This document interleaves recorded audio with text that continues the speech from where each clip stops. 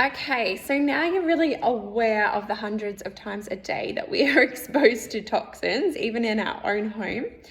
So let's talk about some of the things that you can do to remove toxins out of your body on a regular basis. The first one is self-massage or abhyanga. So it's a style of massage that is used to improve your circulation and help drain your lymphatic fluid, basically, of toxins. So you can go and have your lymphatic massages from professionals, or you can also manually remove yourself on a more regular basis.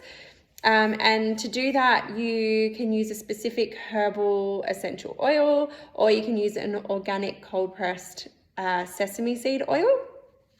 And you can do this with a dry brush as well. So I'm going to link up for you guys a social media post that I have done on the process of how you actually dry brush. So I'll pop that up for you guys so you know how to do it. And a great time for you to do it is after you've woken up and just before you get into the shower, because it will just wake up that lymphatic system and get it moving in the morning. The second thing that you can do is probably my favorite, is an Epsom salt bath. It's the best. I try and have one of these at least once a week, if not twice, if I possibly can. And, you know, even if it's late at night and if it's for 20 minutes or something like that, or 10, 15, just, you know, once the kids have gone to bed, you just got to find the time to be able to look after you. So, and this will really calm and relax your nerves as well if you're highly stressed. So the Epsom salts are composed of magnesium and sulfate. So the magnesium is a really, really well-known mineral, and there's huge amounts of data on showing its effectiveness in calming down your central nervous system. So that's why it's a great one in the bath. The sulfate in this salt is the solution that will help detoxify your body, because basically our skin is porous, so it's all going to go through our skin. That's why it's effective in a bath. And the sulfur is actually an essential part of our liver detoxification. So this is going to help our liver, which is, you know, the mother of all organs. And since your skin is really porous, as I said, it's going to allow that to all go in and into our bloodstream. So what you want to do is make the bath really nice and warm as much as you can stand, and add 2 to 4 cups of your Epsom salt in, and make sure that it's all dissolved through the bath before you hop in. You can turn down the lights, you can light a non-toxic candle, you can add 3 to 5 drops of essential oils like lavender. That's my favorite thing to do. Close your eyes, you can meditate, or you can listen to relaxing music, or, you know, I often listen to podcasts in there because I'm so busy and I've always got things on my to-do list that I want to tick off, but I actually really just need to listen to music or nothing. But, you know, it's whatever works for you. Yeah, just try and be in there with no stimulation and just enjoy the whole process. The third thing is a fun thing, and it's something that I have done for years, and you might have as well. But it is something that's been a part of my life, and whenever they've been blown away or we don't have one for whatever reason, I'm really sad about it because I just love them. And then I realized what they actually do for your body, and I was like, maybe that's why I love it so much. But it is jumping on a trampoline. It actually improves your cardiovascular function and will decrease your blood pressure and your blood sugar and your weight. So it helps with weight loss, and it helps with detoxification, and also it'll improve your mood and your skin and everything as well. And it's also fun, and you're spending time with the kids. So it's scientifically proven to really help our circulation and our detoxing abilities while having a lot of fun. So that is a great one. That's number 3. Number 4 is a sauna. If you can have access to one of those, it's great. The sweat will expel the toxins through your skin. It will help you decrease the tension in your body and calm down that nervous system as well. So that's another great one. Number 5 is something that has been used for years and years and years, centuries in fact, and it was even used in World War II for pain management. and it is coffee enemas. I didn't know until I did a bit of research about the World War II thing, but it's a pretty cool thing to know. And it's actually used in the natural treatment of cancer.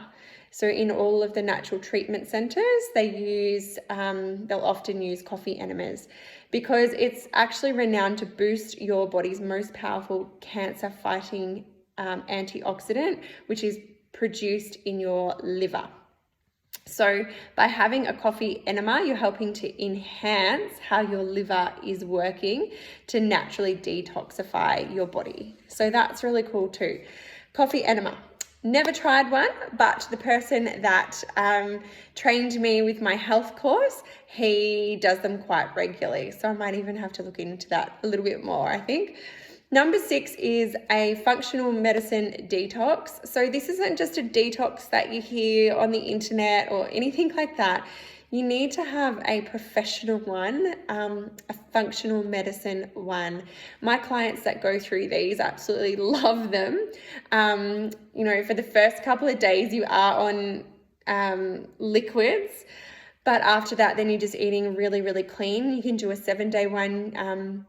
My clients do 7 days, 14 days, and 21 days, depending on their preference.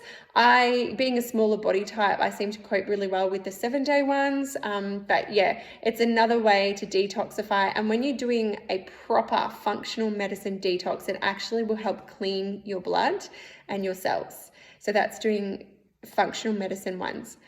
Number 7 is an intestinal cleanse. So we have 28 feet of GI tract from our mouth all the way down to our poo hole, our anus.